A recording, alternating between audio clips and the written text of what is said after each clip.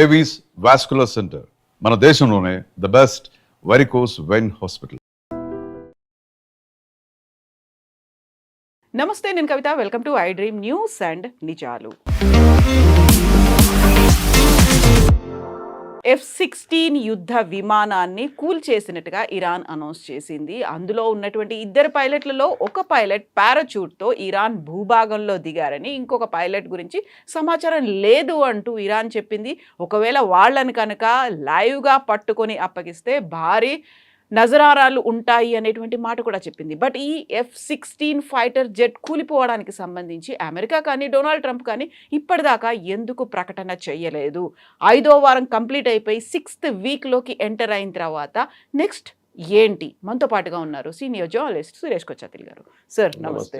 So ఈ రోజుకి చూసుకుంటే 5th వీక్ కంప్లీట్ అయిపోయింది, 6th వీక్లో కూడా ఎంటర్ అయిపోయిన తర్వాత ఇరాన్ నుంచి వస్తున్నటువంటి న్యూస్ చాలా పెద్ద న్యూస్. అమెరికాకు చెందినటువంటి F-16లను కూల్ చేశాము, పారాచూట్ సహాయంతో పైలట్స్ దిగారు, ఇరాన్లో ఉన్నారు అనేది. ఇది నిన్న రాత్రి జరిగింది, అంటే ఇరానియన్ టైం డే టైంలో జరిగింది. ఒక F-16 ఎయిర్క్రాఫ్ట్ని, F-16E ఎయిర్క్రాఫ్ట్ని ఇరాన్లో ఉన్న యాంటీ ఎయిర్క్రాఫ్ట్ ఫైర్ అని చెప్పలేము, it looks like a shoulder held missile fire చేశారు. దాంతో ఇట్ హిట్ ద ఎయిర్క్రాఫ్ట్. దాంట్లో ఉన్న ఇద్దరు, ఒకరు pilot and the second was a tactical officer. Fire చేస్తారు వాళ్ళు, ఫైరింగ్కి కూర్చుంటారు దాంట్లో. The pilot does not fire the weapon. Okay, single engine అంటే పైలట్ చేస్తారు, కానీ దీంట్లో డబుల్ ఇంజిన్ ఉంది and it's a double seating aircraft. So ఇద్దరు ఉంటారు, ఒకరు pilot and one is a gunner or usually a tactical officer. So ఈ second person is missing. First పర్సన్ని ఎజెక్ట్ చేస్తారు రెండు. మీకు తెలిసి ఉంటుంది, ఎయిర్క్రాఫ్ట్లో, మిలిటరీ ఎయిర్క్రాఫ్ట్లో, స్పెషలీ ఫైటర్ ఎయిర్క్రాఫ్ట్ ట్రాన్స్పోర్ట్లో ఛాన్స్ లేదు. మనం చూసాం, అమెరికాది ఒక రీఫ్యూలింగ్ ట్యాంకర్ కూలిపోయి 6 మంది చనిపోయారు. There is no we can escape it. అది లైక్ ఎ రెగ్యులర్ ఎయిర్క్రాఫ్ట్ అది. కానీ ఫైటర్ ఎయిర్క్రాఫ్ట్లో అడ్వాంటేజ్ ఏంటంటే you have ejection button next to your seat. మీరు aircraft completely out of control వెళ్ళిపోతే you press the ejection button. దాంతో ఏమవుతుందంటే ఆ పైన ఉన్న కెనోపీ ఓపెన్ అవుతుంది and you get thrown into the thing. It is like rocket taking out 26 times gravity. అంత ఫోర్స్తోని మిమ్మల్ని ఎజెక్ట్ చేస్తుంది, ఎందుకంటే aircraft is going out of control. So ఎప్పుడు ఎయిర్ ఫోర్స్లో మన దగ్గర కూడా ఏం నేర్పిస్తారంటే try and rescue the aircraft. కానీ ఎయిర్క్రాఫ్ట్ కన్నా ఎక్కువ విలువ మీ జీవితం. మీకు ఒక పైలట్ని ట్రైన్ చేసి ఒక లెవెల్ దాకా, ఒక వింగ్ కమాండర్, స్క్వాడ్రన్ లీడర్ లెవెల్కి తీసుకొచ్చే కోట్లు ఖర్చు అవుతుంది. సో యువర్ లైఫ్, ఎయిర్క్రాఫ్ట్ పోతే పోయింది, కానీ you can buy a new aircraft. But చనిపోతే మీతోని మీ ఎక్స్పీరియన్స్ కూడా పోతుంది. అండ్ మోర్ ఇంపార్టెంట్లీ మీ మీద ఖర్చు పెట్టిన డబ్బులంతా వేస్ట్ అవుతుంది. చాలా ఎక్స్పెన్సివ్. సో యూఆర్ ఆస్ టు ఎజెక్ట్. హెలికాప్టర్లో ఎజెక్షన్ లేదు. హెలికాప్టర్ ఆల్సో ఒక రాయి పడేటట్లు పడుతుంది కింద. దానికోసం అరుణాచల్ ప్రదేశ్ కానీ మిగతా చోట్ల మీరు చూస్తుంటాం. మొన్న కూడా ఒక సుఖాయ్ రాజస్థాన్, ఇక్కడ అరుణాచల్ ప్రదేశ్ వైపు వీ లాస్ట్ వన్ Su-57. దాంట్లో they could not unfortunately eject. ఏమైందో తెలియదు. రాత్రిపూట ఒక ట్రైనింగ్ ఫ్లైట్ ఉండేది. సో ఒక్కొక్కసారి ఎజెక్ట్ చేస్తారు, ఒకసారి చేయరు. పైలట్స్ ఏం చూస్తారంటే ఎప్పుడు మీరు ఎస్పెషల్లీ ఒక ఏం చెప్తారు, హ్యూమన్ హ్యాబిటేషన్ ఉన్న ప్లేస్ మీద, ఒక సిటీ లాంటి హైదరాబాద్, మాకు ఎప్పుడు భయం. మా ఇంటి దగ్గర పొద్దున 6 గంటలు కాగానే మొదలవుతుంది. మా దగ్గర హండిగల్ నుంచి ఉన్న ఫిక్స్డ్ వింగ్ ఎయిర్క్రాఫ్ట్ ట్రైనింగ్ వాళ్ళది. మా పైనుంచి చాలా సౌండ్లో వెళ్తూ ఉంటాం, ఒకరి తర్వాత ఒకరు. రాత్రిపూట కూడా అంతే. వెరస్ హకీంపేట్లో హెలికాప్టర్ ట్రైనింగ్ నడుస్తుంది. That is not so noisy. వాళ్ళు అటువైపు వెళ్తారు, టువర్డ్స్ యాప్రాల్ కానీ షామీర్పేట్ వైపు నుంచి they go to that side of city. వీళ్ళేమో కోంపల్లి, మెడ్చర్ దానిపై నుంచి ఫ్లై చేస్తుంటారు. They are trained in it, training flights అది. దాని తర్వాత they get into the regular aircraft. ఇది ఎట్లయిపోయిందంటే మన ఒక యంగ్స్టర్ని తీసుకొని వాళ్ళని ఫ్లయింగ్ నేర్పించేటప్పుడు, ఒక స్కూటర్ నడిపిస్తున్న, ఒక బైక్ నడిపిస్తున్న ఒక యంగ్స్టర్కి సడన్లీ మీరు ఒక లంబాగ్ని ఇచ్చారు నడిపిరా అని చెప్పేసి, they cannot fathom the speed. చాలా మటుకు యాక్సిడెంట్స్ మీరు చూసుంటారు బాంబేలో కానీ మిగతా చోట్ల. ఈ యంగ్స్టర్స్ ఒక ఫెరారీ లేకుంటే పెద్ద పెద్ద లంబాగ్ని లాంటి కార్లు తీసుకెళ్ళి దే క్రాష్. ఎందుకంటే దాని స్పీడ్ అట్లా ఉంటుంది. It suddenly picks up speed అన్నమాట. సో అట్లాంటి పరిస్థితుల్లో పైలట్స్ని ఫస్ట్ నేర్పించేది ఏంటంటే you try and survive. Okay, దీంట్లో కూడా పెద్ద ఒక ట్రైనింగ్ ఉంది, సర్వైవల్ ట్రైనింగ్ ఒకటి ఉంది కవిత గారు. అది చాలా ఇంపార్టెంట్. ఈ సర్వైవల్ ట్రైనింగ్ మీద ఉంటుంది వీళ్ళకి ఏం నేర్పిస్తారంటే మీరు ఒక ఎనిమీ టెరిటరీలో ఎజెక్ట్ అయి పడిపోద్ది. That's most dangerous scene. ఒక ఎనిమీ టెరిటరీ, అభినందన్ మనకు తెలిసిందే, ఎగ్జాక్ట్లీ పాకిస్తాన్ సైడ్లో వెళ్ళారు, ఆయన కొట్టారు, వాళ్ళు చేస్తారు అది. ఈవెన్ మన కువైట్లో ఫ్రెండ్లీ ఫైర్లో 3 అమెరికన్ F-16 కొట్టారు కువైత్ వాళ్ళు. అది తెలియకుండా కొట్టారు, ఫ్రెండ్లీ ఫైర్ అంటున్నారు, మనకు యాక్చువల్లీ ఏం జరిగింది తెలియదు, కానీ all the 3 pilots ejected.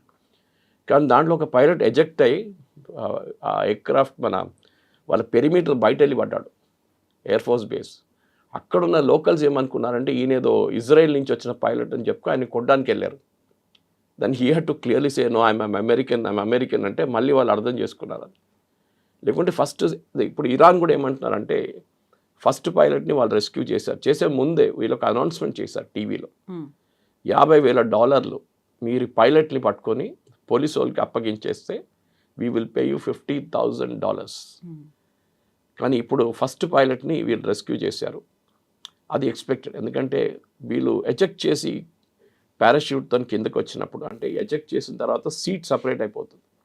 In fact నిన్న రాత్రి వీడియోలో చాలా మటుకు ఛానల్స్ చూపించారు, సీట్ చూపించారు పైలట్ది, మొత్తం ఆల్మోస్ట్ స్మాష్ అయిపోయింది అది. ఇట్ ఈస్ ఎక్స్పెక్టెడ్, ఎందుకంటే ఆ ఎజెక్షన్ స్పీడ్లో స్మాష్ అవుతుంది. దాని తర్వాత దే గో అప్ హెలికాప్టర్ పారాషూట్లో కిందకి దిగి వస్తారు. దిగుతున్నప్పుడే అన్నిటికంటే డేంజర్, ఎందుకంటే మీరు ఎనిమీ టెరిటరీలో దిగుతున్నారు, అక్కడ లోకల్స్ చేతికి దొరికితే మిమ్మల్ని చంపేస్తారు. సో వీళ్ళని ట్రైనింగ్ ఇచ్చేటప్పుడు ఏం నేర్పిస్తారంటే సర్వైవల్ ట్రైనింగ్, చాలా ఎక్స్పెన్సివ్ ట్రైనింగ్ అది. అంటే మీరు ఈవెన్ ఒక వారం రోజు కూడా మిమ్మల్ని ఎవరు కాంటాక్ట్ చేయలేకపోతే మీరు ఎట్లా సర్వైవ్ చేయాలి, even without taking food or water కూడా. మమ్మల్ని ట్రెక్కింగ్ టైంలో, నేను యాక్టివ్ ట్రెక్కింగ్ చేస్తున్నప్పుడు 10-15 సంవత్సరాల ముందు మాకు ట్రైనింగ్ ఇచ్చిన కర్నల్ రాజీవ్ శర్మ గారు మాకు ట్రైనింగ్ ఇస్తుండే. So he's to take us to forest, Ananthagiri అట్లాంటి ప్లేస్ తీసుకెళ్ళి అక్కడ చెట్ల మీద ఉన్న ఫ్రూట్స్ని ఐడెంటిఫై చేయమంటారు. కొన్ని ఫ్రూట్స్ యూ కెన్ ఈట్, కొన్ని తినకూడదు. అట్లనే మష్రూమ్స్, కొన్ని మష్రూమ్స్ పాయిజనస్, కొన్ని ఆర్ నార్మల్. సో మీరు నీళ్ళు ఇంపార్టెంట్, అగైన్ వాటర్ చాలా ఇంపార్టెంట్. సో నీళ్ళు కానీ ఫుడ్ కానీ ఇదంతా బేసిక్ మీ దగ్గర ఉండొచ్చు వాళ్ళ దాంట్లో. ఇంకోటి అంటే అన్నిటికన్నా ఇంపార్టెంట్, వీరు దిగంగానే వీళ్ళొక బీకన్ ఆన్ చేస్తారు, ఒక వాచ్ లాగా ఉంటుంది వాళ్ళ దగ్గర. ఆ బీకన్ ఆన్ చేస్తే it connects you to a satellite and me rescue టీమ్కి చెప్తుంది మీరు ఎక్కడ ఉన్నారని. ఇది చాలా వాళ్ళకి ఒక రెస్క్యూ టీమ్స్కి ఒక ఐడెంటిఫికేషన్ వస్తుంది, ఈ ఏరియాలో ఉన్నారని చెప్పి. మళ్ళీ దాన్ని రెస్క్యూ చేయడానికి స్పెషల్ టీమ్స్ ఉన్నారు. ఈ పైలట్ని ఎవరిని అందరిని పంపిస్తే కాదు. ఇన్ఫ్యాక్ట్ నిన్న Black Hawks 2 helicopters, American helicopter rescue చేయడానికి వచ్చినప్పుడు వాళ్ళ మీద ఫైరింగ్ జరిగింది, గాయపడ్డారు చాలామంది. Luckily that helicopter did not crash అంటున్నారు, అది కువైత్ వైపు ఇక్కడికి వెళ్ళిపోయింది. They were able to land అక్కడ. సో ఒక పైలట్ దొరికారు, ఒకరు దొరకలేదు. కానీ మీరు చెప్పిన మాటకి అమెరికా అంగీకరించారు. అమెరికన్ గవర్నమెంట్ అనేది Pentagon has said yes we lost 1 aircraft, we recovered 1 pilot. కానీ పీట్ హెస్గెత్ వార్ సెక్రటరీ కానీ వాళ్ళ చీఫ్ ఆఫ్ స్టాఫ్ ఆయన దానికి ఏం మాట్లాడలేదు. ప్రెసిడెంట్ ట్రంప్ అయితే అసలు మాట్లాడలేదు. నేను రాత్రి నుంచి చాలా మటుకు ఎమర్జెన్సీ మీటింగ్స్ నడుస్తుందంట ప్రెసిడెంట్ ట్రంప్ వైట్ హౌస్లో. ప్రెసిడెంట్ ట్రంప్ యూజువలీ ఫ్రైడే రోజు ఫ్లారిడాకి వెళ్ళిపోతారు, మారాలాగోకి వెళ్ళిపోతారు, గోల్ఫ్ ఆడడానికి ఆయన ఇంటికి వెళ్ళిపోతారు. ఆయన ఇవాళ వెళ్ళలేదు, అక్కడే ఉన్నారు, వైట్ హౌస్లో ఉన్నారు. ఎందుకంటే ఈ పైలట్ సంగతి తెలియదు మనకి. ఇది చాలా ఎంబరాసింగ్ ఎక్కడైతుందంటే కవిత గారు, ప్రెసిడెంట్ ట్రంప్ ఏం చెప్పారు మొన్న స్పీచ్లో, we are completely decimated Iran. Iran దగ్గర ఏం లేదు, యాంటీ ఎయిర్క్రాఫ్ట్ గన్ లేదు, రాడార్ లేదు, ఏం లేదు. అప్పుడు చెప్పండి, రాడార్ లేనప్పుడు వీళ్ళకి F-16 వస్తుందని ఎట్లా తెలిసింది? వాళ్ళ దగ్గర ఇప్పుడు కూడా ఉంది. ఇన్ఫ్యాక్ట్ ఇవాళ న్యూయార్క్ టైమ్స్ ఒక ఆర్టికల్లో చాలా క్లియర్గా రాశారు, ఇరాన్ దగ్గర ఉన్న ఆయుధాలు కానీ, వాళ్ళ రాడార్ కానీ, వాళ్ళ యాంటీ ఎయిర్క్రాఫ్ట్ సిస్టమ్ కానీ ఆల్మోస్ట్ 35-40% ఇంటాక్ట్ ఉంది, ఇంత బాంబింగ్ జరిగిన తర్వాత. అదే ఈ ఎయిర్క్రాఫ్ట్ మీద జరిగిన దాడికి చాలా పెద్ద కారణం. And I think it's a big embarrassing moment ట్రంప్కి. దానికోసం ఆయన మాట్లాడలేదు. ఇంతకు ముందు కూడా F-16 కాదు, F-13 F-35 ఇలాంటివన్నిటిని కూల్చేస్తామని ఇరాన్ చెప్పినప్పటికీ కూడా అప్పుడు దాన్ని కాదు అనే మాట కండెమ్ చేసింది. బట్ ఈసారి అసలే మాట్లాడట్లేదు అనుకున్నప్పుడు ఏదో జరిగింది అనేది ఉంది. బట్ ఇజ్రాయిల్ ఏం చేస్తోంది అనేది కూడా బయటికి తెలియట్లేదు, అమెరికా ఏం చేస్తుంది అనేది తెలియట్లేదు. బట్ ఇరాన్ ఈజ్ స్ట్రాంగ్గా అలాగే ఉంది. ఇన్ఫాక్ట్ F-35 కొట్టిందని అమెరికా వాళ్ళు అంగీకరించారు. Pentagon said yes we got hit, CENTCOM వాళ్ళు అన్నారు, సెంట్రల్ కమాండ్ అన్నారు yes aircraft got hit but pilot managed to land the aircraft. ఎక్కడ? అది కువైత్ ఉండొచ్చు, బహ్రెయిన్, వాళ్ళ అన్నిట్లో వాళ్ళకి బేసెస్ ఉన్నాయి. పక్కన ఇరాక్లో కూడా బేస్ ఉంది వాళ్ళకి. సో ఎక్కడైనా దిగుంటారు వాళ్ళు. ఈ aircraft flies at twice the speed of sound, thrice the speed of sound. So వాళ్ళకి 500 కిలోమీటర్లు అంటే వాళ్ళు ఒక 10 నిమిషాలు 5 నిమిషాలు వెళ్ళిపోతారు. నథింగ్ ఫర్ దెమ్ అనమాట. అండ్ నెక్స్ట్ ఎయిర్ ఫీల్డ్ ఎక్కడ ఉంటుంది వాళ్ళకి, ఎప్పుడు ఫ్లై చేసే ముందు they have emergency air fields to land. Regular వాళ్ళది ఉంటుంది. మొన్న మీకు గుర్తుంటుంది కవిత గారు, ట్రివాండ్రం ఎయిర్పోర్ట్లో, తిరువనంతపురం ఎయిర్పోర్ట్లో ఒక బ్రిటిష్ F-35 వచ్చి దిగింది. ఆల్మోస్ట్ ఒక 45 డేస్ 45 డేస్ అక్కడ ఉంది. దాన్ని ఫస్ట్ వాళ్ళు అన్నారు వెదర్ ప్రాబ్లం అన్నారు, తర్వాత ఇంజిన్ ప్రాబ్లం అన్నారు, తర్వాత హైడ్రాలిక్ ప్రాబ్లం అన్నారు. మళ్ళీ మొత్తం ఒక టీం రావాల్సి వచ్చింది. 25 మంది వచ్చి రిపేర్ చేసి తీసుకెళ్లారు దాన్ని. ఆ ఎయిర్క్రాఫ్ట్ టేక్ ఆఫ్ చేసింది ప్రిన్స్ ఆఫ్ వేల్స్ అని చెప్పి వాళ్ళకి ఎయిర్క్రాఫ్ట్ క్యారియర్ ఉంది. దాని నుంచి టేక్ ఆఫ్ చేశారు. అదొక ఎక్సర్సైజ్కి వచ్చింది. మలేషియా దాకా వెళ్తుంది. So it was somewhere near Cochin. ఈ ఎయిర్క్రాఫ్ట్ ఫ్లై చేస్తున్నప్పుడు ప్రాబ్లం వచ్చింది. వీళ్ళకి ఏమంటారంటే, ఒకటి మీ primary landing is in the ship, కాకపోతే మీకు 3-4 ఎయిర్ ఫీల్డ్స్ వస్తారు. ఇక్కడ దిగొచ్చు, ఇక్కడ దిగొచ్చు, ఇక్కడ దిగొచ్చు. అండ్ దెన్ ఈ ఎయిర్క్రాఫ్ట్లో ఉన్న మెయిన్ వాళ్ళ ఎయిర్ ఫోర్స్ ఎవరో ఉన్నారు కోఆర్డినేటర్, వాళ్ళు ఈ 3 ఎయిర్ ఫీల్డ్స్ని ఇన్ఫార్మ్ చేస్తారు. మా ఎయిర్క్రాఫ్ట్ ఇక్కడ ఫ్లై అవుతుంది, we have been designated as an emergency airfield to land. మీరు షూట్ చేయకండి, ఓకే, బికాజ్ అది ఎవరో అన్ఫ్రెండ్లీ ఎయిర్క్రాఫ్ట్ చూడంగానే we will open anti aircraft fire. So దాంతోనే వాళ్ళు దిగారు అక్కడ ట్రివాండ్రం. దీనికి ఒక కోడ్ కూడా ఉంటుంది. Okay, it's called friend or ఫో. కోడ్ ఇస్తారు. ఏదో స్పెసిఫిక్ కోడ్ ఇచ్చినప్పుడు వాళ్ళు అది అంటారు. ఇన్ఫ్యాక్ట్ నిన్న ఈ 2 హెలికాప్టర్స్ని రీఫ్యూయల్ చేసే టైంలో ఆ రీఫ్యూయలింగ్ ఎయిర్క్రాఫ్ట్ ఒక స్క్వాక్ కోడ్ ఇచ్చింది. స్క్వాక్ కోడ్ అంటే SQAWK. Squawk code is like May Day call in aircraft, civilian aircraft. Emergency అంటే యువర్ సేవర్ సోల్ టిపికలీ. అది ఎందుకు చేస్తుందో అర్థం కావట్లేదు. బట్ దాని తర్వాత అది వెళ్ళిపోయింది ట్రాన్స్పోర్ట్ ఎయిర్క్రాఫ్ట్. దాని మీద కూడా వీళ్ళు దాడి చేస్తారు. ఇన్ఫ్యాక్ట్ ఐరనీ ఏంటంటే కొన్ని అమెచ్యూర్ వీడియోలు నిన్న రాత్రి చూపించారు. దాంట్లో కొంతమంది పోలీస్ ఆఫీసర్లు గన్తో ఫైర్ చేస్తున్నారు ఈ హెలికాప్టర్ వైపు, ఆ ప్లేన్ వైపు. Anyway, that is their enthusiasm అనమాట. సో కానీ ఇది అమెరికాకి చాలా పెద్ద ఒక ఇష్యూ. నేను చెప్పాను చూడండి, సొమాలియాలో జరిగిన ఈ యుద్ధంలో ఆ యుద్ధం మొత్తం మారిపోయింది. సొమాలియాలో ఒక వార్లార్డ్ ఉండే, ఆయన అసిస్టెంట్స్ని క్యాప్చర్ చేయడానికి అమెరికా కొన్ని హెలికాప్టర్స్ పంపించారు. This happen somewhere in 93. అప్పుడు వాళ్ళ లోకల్ వార్లార్డ్స్ వాళ్ళు క్యాప్చర్ చేయడానికి అక్కడ హెలికాప్టర్ దిగుతున్నప్పుడు one of the helicopters crashed. అది ఫేమస్గా ఒక మూవీ వచ్చింది మన దగ్గర హాలీవుడ్ నుంచి, బ్లాక్ హాక్ డౌన్ అని చెప్పేసి. BLACK hawk HAWK down. దాంట్లో జరిగిందంటే ఈ హెలికాప్టర్ క్రాష్ కాగానే అక్కడున్న హెలికాప్టర్ ఉన్న వాళ్ళని రెస్క్యూ చేయడానికి అమెరికా ఇంకా ట్రూప్స్ని పంపించారు, ఎయిర్బోర్న్ ట్రూప్స్ని. అది పెద్ద ఒక ఫైట్ అయిపోయింది. లాస్ట్లో ఆన్ గ్రౌండ్ 18 మంది చనిపోయారు, ఒక ఆయన హాస్పిటల్లో చనిపోయారు, అమెరికన్ సర్వీస్ మెన్. అది పెద్ద ఒక ఎంబరాస్మెంట్ అయింది అమెరికాకి. అది కాకుండా 90 మంది అమెరికన్ సోల్జర్స్ గాట్ ఇంజర్డ్. దాంతోనే అమెరికా సొమాలియా యుద్ధం వద్దు, మేము బంద్ చేసేస్తున్నాం దుకాణం అని చెప్పి అక్కడి నుంచి వెళ్ళిపోయారు. ఇక్కడ కూడా ఇప్పుడు ఈ ఇన్సిడెంట్తోని ఏదైనా ఒక మేజర్ ట్విస్ట్ జరగవచ్చా అని అందరు అడుగుతున్నారు ప్రశ్న. Everybody is talking Somalia. ఇవాళ మీరు ఏ అమెరికన్ ఛానల్ అయినా ఓపెన్ చేయండి, అందరు మాట్లాడుతున్నదే is this Black Hawk Down. ఎందుకంటే ఒక F-35ని కొట్టడం అనేది అబ్సల్యూట్లీ ఇంపాసిబుల్. అండ్ ఇరాన్ దగ్గర ఏం లేదు F-35 కూడా. అప్పుడు కూడా వాళ్ళు F-35ని కొట్టారు ఒక 15 రోజుల ముందు, 10-15 రోజులు. దాని డ్యామేజ్ జరిగిందని అమెరికా అంగీకరించారు. ఒక స్టెల్త్ బాంబర్ అంటే మీకు రాడార్లో కూడా కనిపించదు అది. అది పోనండి, F-16 ఇస్ ఓల్డర్ వర్షన్, దాని రాడార్లో డెఫినెట్గా కనిపిస్తుంది. కానీ మీరే అన్నారు కదా, ఇరాన్ దగ్గర రాడార్ లేదు, మొత్తం కొట్టేసాము. ఇరాన్ దగ్గర యాంటీ ఎయిర్క్రాఫ్ట్ లేదు, మొత్తం కొట్టేసాము. మళ్ళీ వీళ్ళు ఎట్లా కొట్టారు దీన్ని?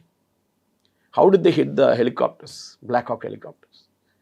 ఇది president Trump and Pete Hegseth have to answer. ఎందుకంటే అమెరికాలో కూడా చాలా మటుకు పెద్ద కాంట్రవర్సీ నడుస్తుంది. వాళ్ళ ఆర్మీ చీఫ్ని ఫైర్ చేసేసారు నేను, రాండీ. అండ్ పీట్ హెగ్సేత్కి ప్రాబ్లం ఏంటంటే హీఈస్ చాలా మెర్క్యూరియల్ క్యారెక్టర్, కోపం వస్తుంది జల్దీ. This particular army general was close to vice president JD Vance. ఈయనకి JD Vanceకి పడదు హెగ్సేత్కి. కావాలని చెప్పి ఈయన ఫైర్ చేశారు. Because he cannot do anything to vice president. ఈయన ఫైర్ చేసి పడేశారు. ఎనీవే, అది వాళ్ళ ఇంటర్నల్ పాలిటిక్స్. దీనికన్నా ముందు కూడా ఆల్మోస్ట్ ఒక 5 మంది అడ్మిరల్స్ని, ఎయిర్ ఫోర్స్ చీఫ్ని, ఆర్మీ చీఫ్ని ఫైర్ చేశారు ఒక 6 నెలల ముందు. కానీ ఇప్పుడు జరుగుతున్న ఈ యుద్ధంలో నిన్నదాకా చెప్పిన కథ కాదు, నిన్న రాత్రి నుంచి స్టోరీ అంతా మారిపోయింది. ఇప్పుడు అందరూ ఏమంటున్నారు, we're praying for the pilot, the second person in the aircraft, officer ఒకరు. పైలట్ అయితే రికవర్ అయిపోయారు, మళ్ళీ ఈయన సంగతి ఏంటి?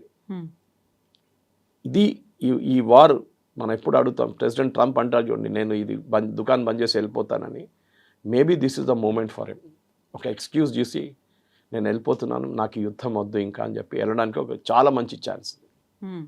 బట్ ఇజ్రాయెల్ ఏం చేస్తోందో అర్థం కావట్లేదు, అది బయటికి రావట్లేదు. నెతన్యాహు ఏం మాట్లాడట్లేదు, ఇరాన్ అలాగే స్ట్రాంగ్గా ఫైట్ చేస్తూనే ఉంది. ఇజ్రాయెల్ వాళ్ళ పని వాళ్ళు చూసుకుంటున్నారు, అది చాలా క్లియర్. వాళ్ళకి హెజ్బుల్లాతో major problem. Southern లెబనాన్లో litany river దాకా వెళ్ళారు వాళ్ళు. ఇప్పుడు అక్కడ దాకా బఫర్ జోన్ క్రియేట్ చేసుకున్నారు. సదర్న్ లెబనాన్లో మేము ఉండిపోతాం అంటున్నారు చాలా రోజుకి, ఇంకా మా వైపు నుంచి అక్కడి నుంచి. కానీ నిన్న కూడా వాళ్ళ మీద ఆల్మోస్ట్ 11 మిసైల్స్ ఫైర్ చేశారు హెజ్బుల్లా దగ్గర కూడా కెపాసిటీ ఉంది. కవిత గారు, హమాస్కి హెజ్బుల్లాకి డిఫరెన్స్ ఏంటంటే, హమాస్ అంత మైండ్ గేమ్, బ్రెయిన్ లేదు వాళ్ళకి. Okay, they are very cross fighters. మీరు గ్రౌండ్లో ఇడిచేసి చంపరా అంటే కొడతారు వాళ్ళు. హెజ్బుల్లా అట్లా కాదు, వాళ్ళు ఆలోచిస్తారు. They are another version of Iran.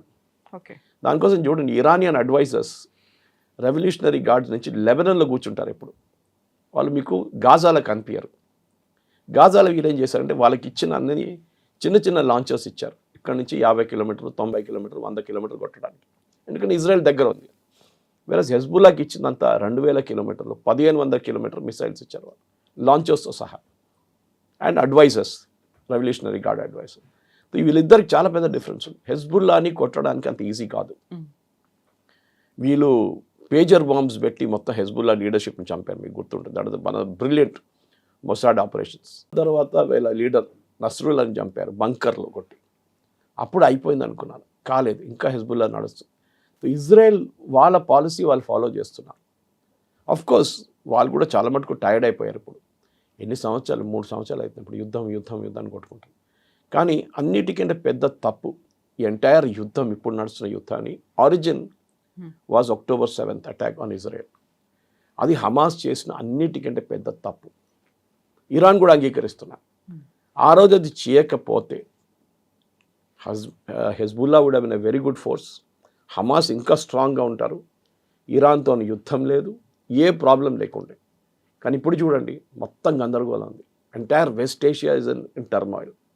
అటు హెజ్బుల్లా, హమాస్ అయితే క్వైట్గా కూర్చొని ఇప్పుడు హూతీలు మొదలుపెట్టారు.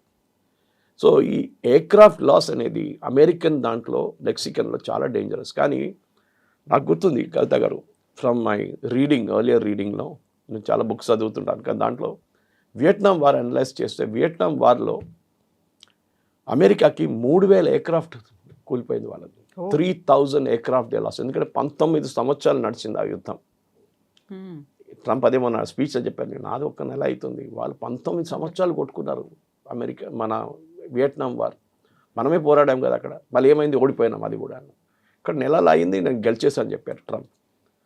They lose 4000 helicopters, 3000 fixed wing aircraft అంటే fighter aircraft, and 4000 helicopters. So అమెరికాకి యుద్ధాల నష్టం అనేది జరుగుతుంది. ఈవెన్ మనం కూడా యుద్ధం అంటే దాంట్లో లాస్ ఉంటుంది. బంగ్లాదేశ్ వార్లో మనది 175 ఎయిర్క్రాఫ్ట్లు పోయినాయి. మనం we last 177 aircraft. It doesn't come cheap. దానికోసం మొన్న ఆపరేషన్ సింధూర్ నడిచినప్పుడు రాహుల్ గాంధీ అడుగుతూనే ఉన్నారు చూడండి, మనది ఎన్ని ఎయిర్క్రాఫ్ట్ పోయింది, చెప్పండి అని చెప్పి. ఎందుకంటే హీ వాంట్స్ టు నో. కానీ ఎవరో రిమైండ్ చేశారు ఆయన్ని, మీ గ్రాండ్ మదర్ని అడగండి, బంగ్లాదేశ్ వార్లో ఎన్ని కూలిపోయింది అనగానే నెక్స్ట్ డే నుంచి స్టాప్డ్ ఆస్కింగ్ దట్ క్వశ్చన్. నేను ట్వీట్ చేశాను అది ఒకరోజు, just ask your grand mother how many aircraft she lost. ఎవరు అడగలేదు అప్పుడు, వాజ్పేయి గారు అడగలేదు, your the leader of he didn't ask. యుద్ధం అంటే ఉంటుంది నష్టాలు. మోదీ గారు అదే అన్నారు, 4 రోజుల్లో ఆపరేషన్ సింధూర్ ఎందుకు ఫినిష్ చేశామంటే, అది పొడిగిస్తే వీ వుడ్ ఆల్సో లాస్ట్. మన దగ్గర చనిపోతారు, అటువైపు చనిపోతారు, ఇక్కడ కూడా చనిపోతారు.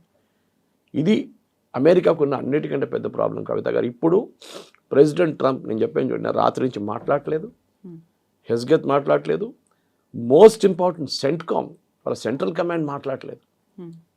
ఎవ్వరు ఒక ప్రెస్ నోట్ కూడా ఇష్యూ చేయలేదు. ఇన్ఫాక్ట్ రాత్రి 1 గంట దాకా నేను ప్రెస్ నోట్ కోసం వెయిట్ చేశాను. అమెరికన్ ఛానల్ CNN కానీ వీళ్ళందరూ ABC అందరూ అన్నారు ఇప్పుడు సెంట్కామ్ నుంచి ప్రెస్ నోట్ వచ్చేస్తుంది నెక్స్ట్ హాఫ్ అన్ అవర్లో అని చెప్పి రాత్రంతా మేల్కున్నాను ఆల్మోస్ట్ 1:30 దాకా రాలేదు. పొద్దున్న లేచి చూస్తే అప్పుడు కూడా no press note. So this something drastically ఏదో జరిగింది. ఐదర్ ఆ పైలట్ ఇరాన్ దగ్గర ఉన్నారు, ఇరాన్ ఇన్ఫార్మల్గా ఇన్ఫార్మ్ చేస్తుంటారు. ఇన్ఫ్యాక్ట్ వాళ్ళ స్పీకర్ అది ఇరానియన్ పార్లమెంట్ అండ్ వాళ్ళ ఫారెన్ మినిస్టర్ కూడా నిన్న చాలా మటుకు ఈవెన్ వాళ్ళ ప్రెసిడెంట్ కూడా ప్రెసిడెంట్ ట్రంప్ని మీమ్స్లో కొట్టారు నిన్న. రీగన్ చెప్తున్నాడు ఐ డిస్ట్రాయిడ్ రష్యా అంటే ప్రెసిడెంట్ ట్రంప్ చెప్తున్నారు ఐ డిస్ట్రాయిడ్ అమెరికా అని చెప్పి. ఇది నడుస్తుంది అక్కడ. మీరు ఏం చేశారు, మీరే చెప్పారు కదా అని ఇరానియన్ ప్రెసిడెంట్ అంటున్నారు. మా దగ్గర ఏం లేదు ఆయుధాలు అని చెప్పారు, మేము చూపించాము ఇప్పుడు. So it is like a slab on the face, చంప మీద కొట్టినట్లు కొట్టారు నిన్న. అది ఎట్లా రికవర్ అవుతారో మనం కూడా చెప్పలేము.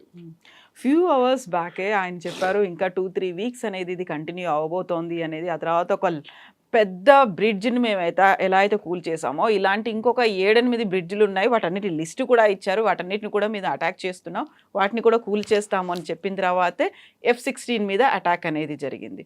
సో దీంట్లో ఏమైనా కంటిన్యూషన్ చూస్తున్నారా, మళ్ళీ వాళ్ళు ఏమైనా strategy మార్చుకుంటున్నారా?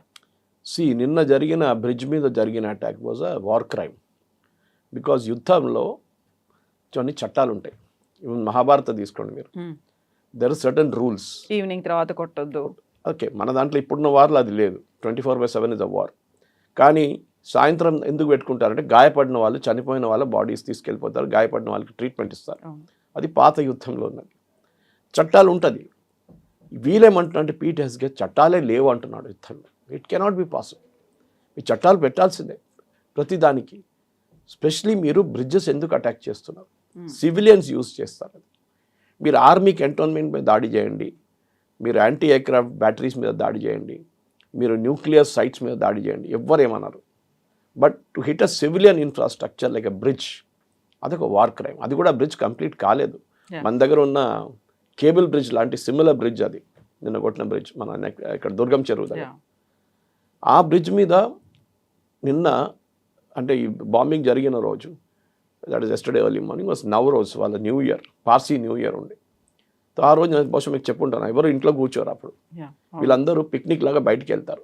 It is considered very inauspicious to sit at home that day. వీళ్ళందరూ అయితే మన దగ్గర కూడా పార్సీ సెలబ్రేట్ న్యూ ఇయర్. వీళ్ళు వెళ్తూ ఆ టైంలో ఈ బాంబింగ్ జరిగింది. 8 మంది చనిపోయారు. దాంట్లో there was one lady who lost sister and her family totally.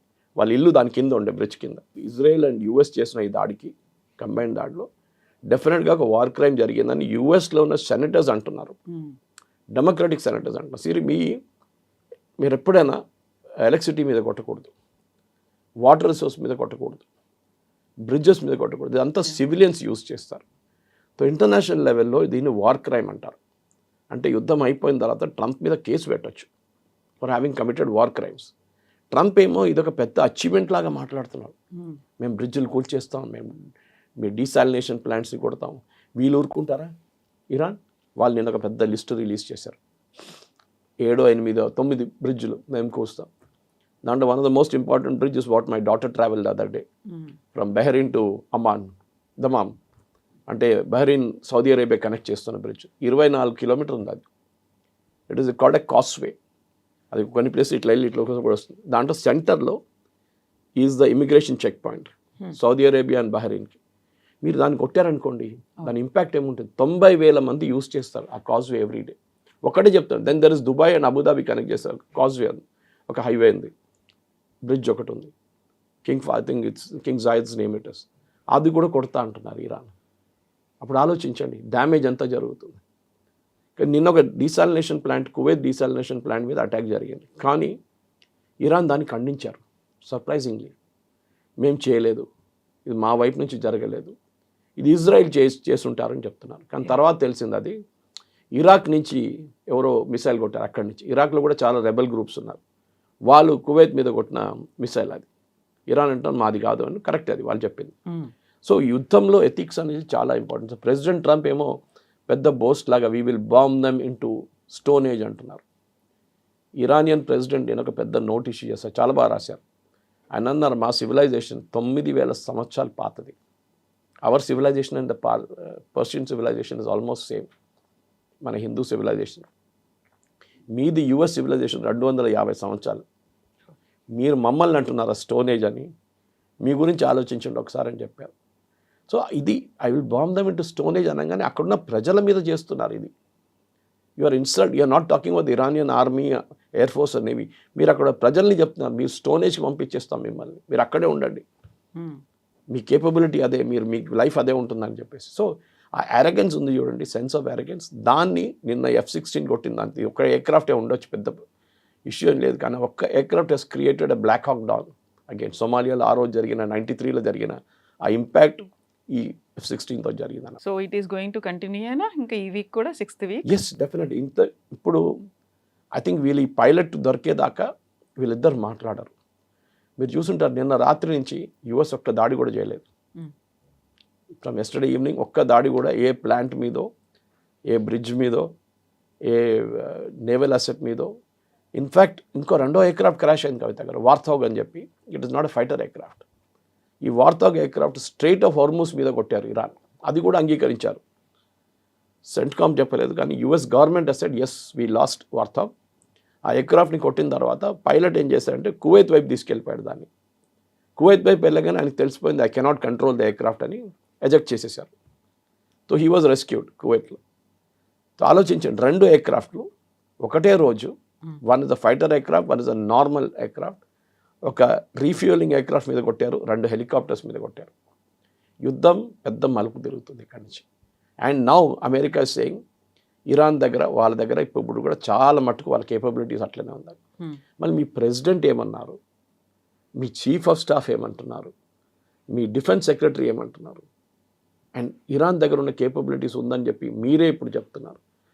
ఎవరు నిజం చెప్తున్నారు చెప్పండి, ఇదే అడగాల్సి. అక్కడ అమెరికన్ ప్రజలు కూడా అడుగుతున్నారు. They got tired of it. వాళ్ళ పెట్రోల్ రేట్లు కానీ, వాళ్ళ డీజిల్ రేట్లు కానీ అన్నీ పెరుగుతుంది. కవిత గారు నిన్న హీలియం గురించి అసలు మీకు చెప్పాను. మన దగ్గర నిన్న ఆర్టికల్ వచ్చింది, ఐ వాజ్ సర్ప్రైజ్డ్. నేను ఇన్ని రోజులు చెప్తున్నాను హీలియం చాలా ఇంపార్టెంట్ మనకని. నిన్న ఐ డోంట్ నో అది హిందుస్థాన్ టైమ్స్లో వచ్చిందో దేంట్లో వచ్చిందో, సేయింగ్ దట్ మన దేశంలో ఉన్న చాలా మటుకు MRI మిషన్స్ ఆగిపోయింది. ఎందుకంటే హీలియం కావాలి. Helium cools down the super magnets around this. Chip manufacturing ఆగిపోతుంది. ప్రతి ఇంపాక్ట్ ప్రతి దాని మీద ఉంటుంది. ప్రెసిడెంట్ ట్రంప్ అంటాడు నాకు స్ట్రేట్ ఆఫ్ హార్మూజ్ అని పనేం లేదు, అది మీ ప్రాబ్లం, మీ సార్ట్ అవుట్ చేసుకుంటాను. సో ఈవెన్ మ్యాక్రాన్ని ఇన్సల్ట్ చేయడం అది కూడా చాలా బ్యాడ్ టేస్ట్లో ఉండేది. ఒక మనిషి పర్సనల్ లైఫ్ని, especially president, head of state లెవెల్లో ఆయనకి వైఫ్తోనే ఏదైనా ప్రాబ్లం ఉండొచ్చు, ప్రెసిడెంట్ ట్రంప్కి లేదా, ఆయన కూడా ఉంది కదా. కానీ అదంతా బయట తీసుకొచ్చి ఏదో మీరు ఒక చిల్లరలో మాట్లాడుతుంది చూడండి, ట్యాప్ దగ్గర కొట్టుకుంటారు చూడండి, నీళ్ళ ట్యాప్ దగ్గర, అట్లా మాట్లాడుతున్నాడు. You are not suppose to talk. And French ప్రజలు ఏమనుకుంటారు, మా ప్రెసిడెంట్ ఇట్లా తిడుతున్నారు, ఈయన స్టామర్ని ఇట్లనే చెప్పారు. బ్రిటిష్ ప్రజలకు చాలా కోపం వచ్చింది. ఈయన అసలు మాట్లాడడానికి లైసెన్స్ ఉందా లేదా, లేనిపోయినట్లు మాట్లాడుతున్నారని. సో అసలు ప్రెసిడెంట్ ట్రంప్కి ఇది ఒక పెద్ద చంప మీద కొట్టిన దెబ్బ ఇది. దీనితోనే ఆయన కూల్ డౌన్ అయ్యి కొంచెం ఆలోచించి నెక్స్ట్ స్టెప్ ఏం తీసుకోవాలని ఆలోచించాలి. ఎందుకంటే ఇప్పుడు చాలా మటుకు క్లియర్ అయిపోయింది. ఆయన అన్నారు చూడండి కవిత గారు, our aircraft is having a free run over Iran. వాళ్ళ రాడార్ B-2 బాంబర్స్ అన్నీ తిరుగుతున్నారు మొత్తం కంప్లీట్గా. నౌ వాట్ హ్యాపెండ్, ఇప్పుడు వాళ్ళకి భయం ఉంది that we can be hit any time.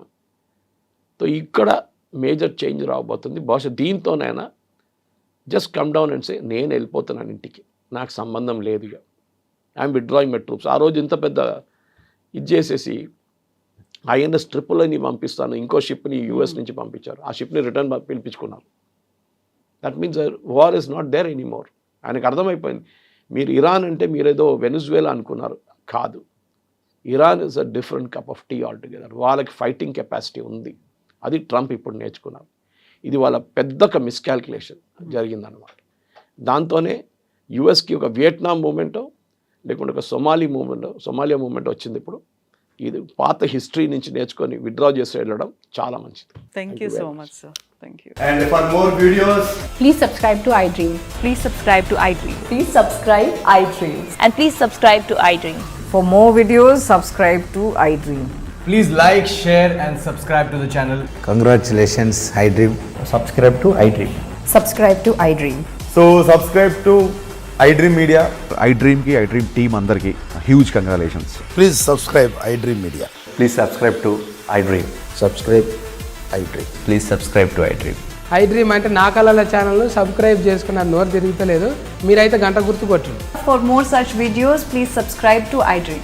Subscribe to iDream. Please subscribe to iDream. Please subscribe iDream Media. Please do subscribe to iDream. Please subscribe to iDream Media. For best entertainment and information, please subscribe iDream. And don't forget to subscribe to iDream.